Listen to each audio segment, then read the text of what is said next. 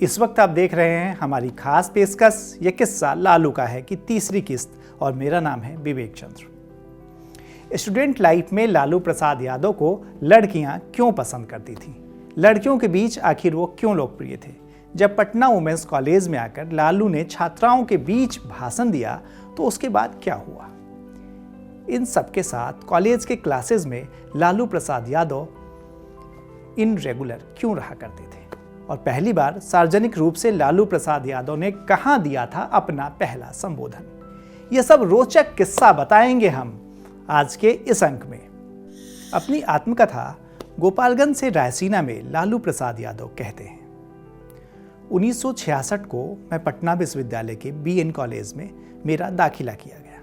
मैं खुश था क्योंकि यह कॉलेज उच्च शिक्षा के 3 सबसे प्रसिद्ध संस्थानों में से एक गिना जाता था। शेष 2 कॉलेज थे, पटना साइंस कॉलेज और एक कॉलेज पटना कॉलेज। मेरी एकमात्र समस्या यह थी कि वह वेटनरी कॉलेज परिसर से, जहां मैं अपने भाइयों के साथ रहा करता था, करीब 10 किलोमीटर दूर था।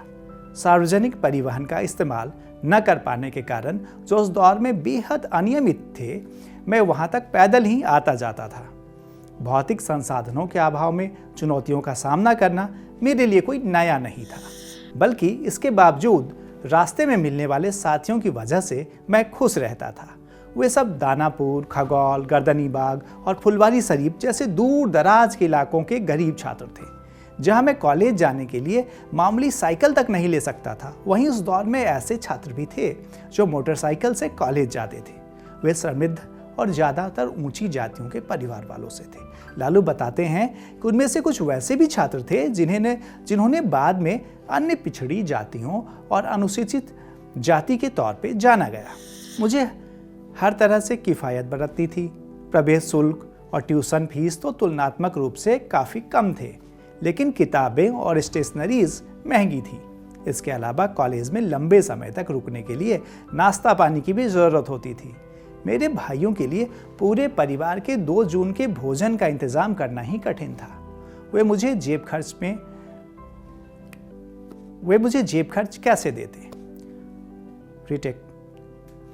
वे मुझे जेब खर्च देने में कतई सक्षम नहीं थे।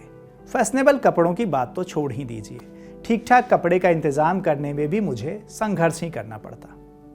अच्छे घरों के लड़के मुझे और मेरे जैसे गरीब छात्रों को चिढ़ाते थे और हम पर हावी होना चाहते थे। लालू कहते हैं कि जल्द ही मैंने समझ लिया कि मुझे खुद को साबित करने के लिए कुछ न कुछ करना होगा। मैं मंच से बोल सकता था। यह कला मैंने स्कूल में सीखी थी। मुझे मंच पर जाने में डर नहीं लगता था, क्योंकि मैं दर्शकों के सामने कई नाटकों और लोकगीतों में अभिनय कर चुका था। मैंने अपनी क्षमता को आजमाने का फैसला किया।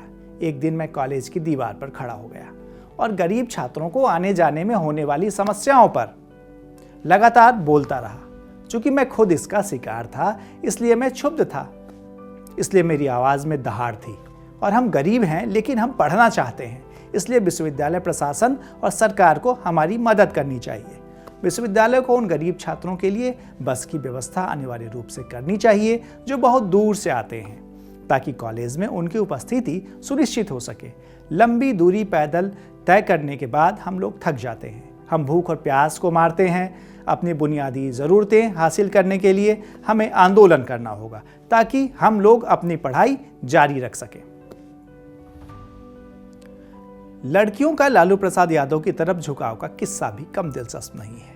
लालू बड़े ही रोचक अंदाज में इसका जिक्र करते हुए कहते हैं, लड़कियों का मेरी तरफ झुकाव का मुख्य कारण यह था कि मैं सहज ही उस असामाजिक तत्वों को पहचान लेता था और उन्हें सबक सिखाया करता था जो लड़कियों का पीछा करते, उन पर कटाक्ष करते या फिर उन्हें परेशान करते थे। मेरी मौजूदगी भर से ही सड़क छाप रोमियो पुत बन जाते। मैं लड़कियों के बीच इतना लोकप्रिय हो गया कि वे लड़कों के खिलाफ शिकायत लेकर मेरे पास पहुंचती और लड़कों का नाम भी बताती। उन्हें विश्वास हो गया था कि मैं कार्रवाई करूंगा। मैं उन्हें कभी निराश नहीं करता। मैं उन लड़कों को पकड़ता और उन्हें लड़कियों के साथ अच्छा व्यवहार करने की सीख देता। ये सबक बेहद प्रभावी साबित हुआ। ऐसे रोमियों की पुलिस या प्रशासन में शिकायत करने में मेरा भरोसा कतई नहीं था। मैं उन उदंड लड़कों को सबक सिखाने का मेरा अपना तरीका था। मेरी बहादुरी के कारनामे मेरे कॉलेज के बाहर भी फैलने लगे। लालू आगे कहते हैं कि मैं पटना वुमेंस कॉलेज और मगध महिला कॉलेज तक में लोकप्रिय हो गया। सब ब्रांच छवि वाले पटना वुमेंस कॉलेज में लड़कियों की कक्षाओं को संबोधित करने वाला मैं पहला छात्र था। पटना वुमेंस कॉलेज की प्रिंसिपल सिस्टर एम लिसेरिया अनुशासन के मामले में बेहद गंभीर थी और सख्त भी थी। उनके समय में यह कानून बन गया कि कॉलेज का मुख्य दरवाजा पुरुषों के लिए हमेशा ही बंद रहेगा। लेकिन जब मंजरी मजहरूल, जो बाद में आईपीएस अधिकारी बनी, और वुमेंस कॉलेज की दूसरी छात्राओं ने उनकी कक्षाओं को संबोधित करने के लिए मुझे निमंत्रित करने और सम्मानित करने का फैसला लिया, तो प्रिंसिपल मान गई। जब मैंने वहां भाषण देना शुरू किया तो लड़कियां यह कहते हुए एक स्वर में मेरा स्वागत करने लगीं कि लालू महात्मा आया है, लालू महात्मा आया है। मैं साधारण कुर्ते पैजामे में था और मैंने बातचीत की शैली में भाषण दिया। मैं पटना वुमेंस कॉलेज और मगध महिला कॉलेज में नियमित भाषण देने लगा और मैंने कुछ छात्राओं की शिकायतों का समाधान किया। अब बात करते हैं कि लालू को राजनीति की प्रेरणा कहां से मिली। लालू प्रसाद बताते हैं कि उन्होंने लोहिया की विचारधारा से प्रेरणा ली। लालू कहते हैं, कई बार कुछ संजोग अनजाने ही मनुष्य के नजरियों को आकार दे देते हैं। जीवन भर के लिए वो प्रभाव डालते हैं और अपने कामकाज का ऐसा असर छोड़ते हैं जिसकी गूंज दशकों तक सुनाई देती है। मेरे कॉलेज जीवन की जब शुरुआत हुई तब डॉक्टर राम मनोहर लोहिया बिहार में गरीबों को जागृति लाने का काम कर रहे थे, गरीबों को जगाने का काम कर रहे थे। मैं शिक्षित था और बड़ी अकादमिक डिग्री हासिल करने के लिए उत्सुक था।